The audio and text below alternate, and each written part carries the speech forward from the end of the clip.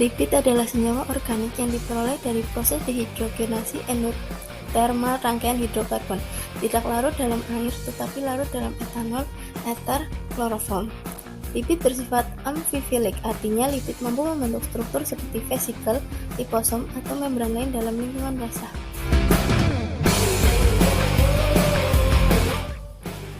Lipid dapat dibagi ke dalam 8 kategori. Di antaranya adalah asil lemak, gliserolipid, gliserolfosfolipid, sphingolipid, saccharolipid, dan poliketida atau yang diturunkan dari kondensasi subsatuan ketoasil, serta lipid sterol dan lipid prenol yang diturunkan dari kondensasi subsatuan isoprena.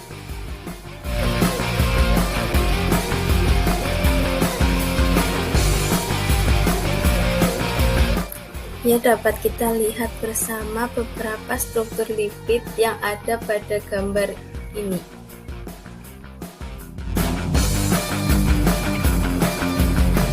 Selanjutnya, biosintesis asam lemak.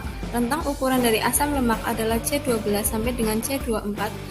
Ada dua macam asam lemak, yaitu yang pertama asam lemak jenuh atau saturated fatty acid.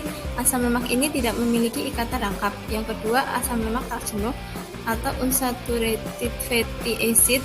Asam lemak ini memiliki satu atau lebih ikatan rangkap.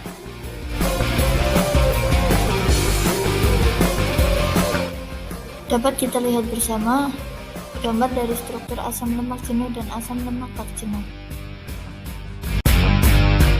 Pada hakikatnya, sintesis asam lemak berasal dari asetil CoA.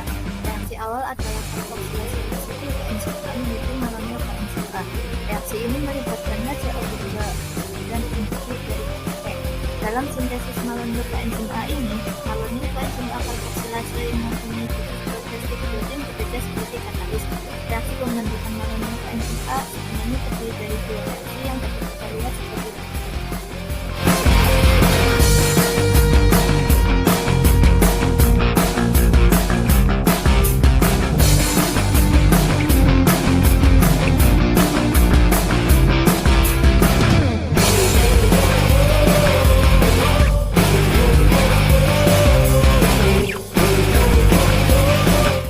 ya, di sini ada asetil CoA, kemudian menjadi karboksil asetil CoA yang mengalami perpindahan bibis karboksilat pada asetil CoA dan juga perpanjangan rantai atom C.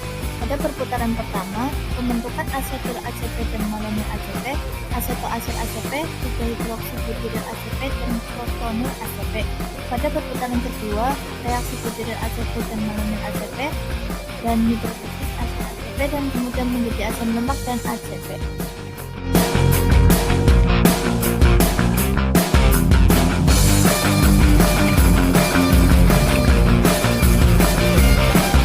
Sebagai contoh sintesis asam kalin, teman-teman reaksi sebagai berikut, yaitu 7 asetil CoA ditambah 7 CO2 ditambah 7 ATP dan ditambah 7 H2O menjadi 7 malonyl CoA plus 7 ATP plus 7 PI plus 14 H+.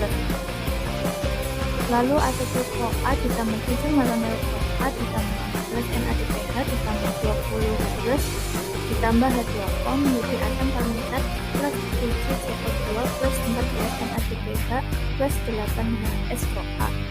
Persamaan reaksi keseluruhan menjadi 8 asetil CoA ditambah 7 ATP ditambah 14 NADPH ditambah H2O ditambah H menjadi asam palmitat ditambah 14 NADPH ditambah 8 HSCoA ditambah 7 ATP dan 7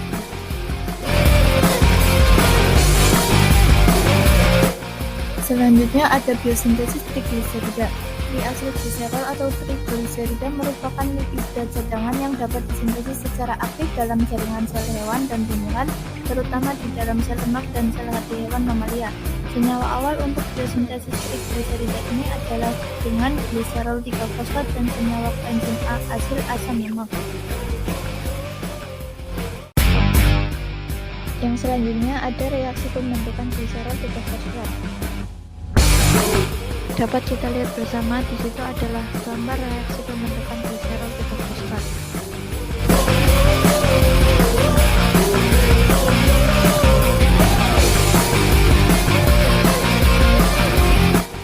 Selanjutnya ada juga gambar mengenai pembentukan asil gliserol.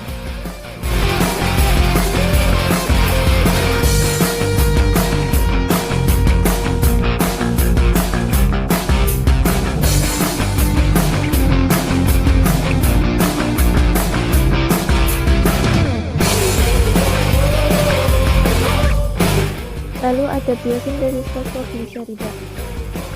Fosfolipid atau fosfogliserida merupakan asam lemak yang terikat kovalen dengan fosfat. Struktur fosfolipid dalam membran sel adalah amfibolik, yaitu satu bagian molekul bermuatan polar atau hidrofilik dan bagian lain yang tidak bermuatan nonpolar atau hidrofobik. Area hidrofilik yang berisi fosfat dan hidrofobik yang berisi asam lemak disebut kepala dan ekor.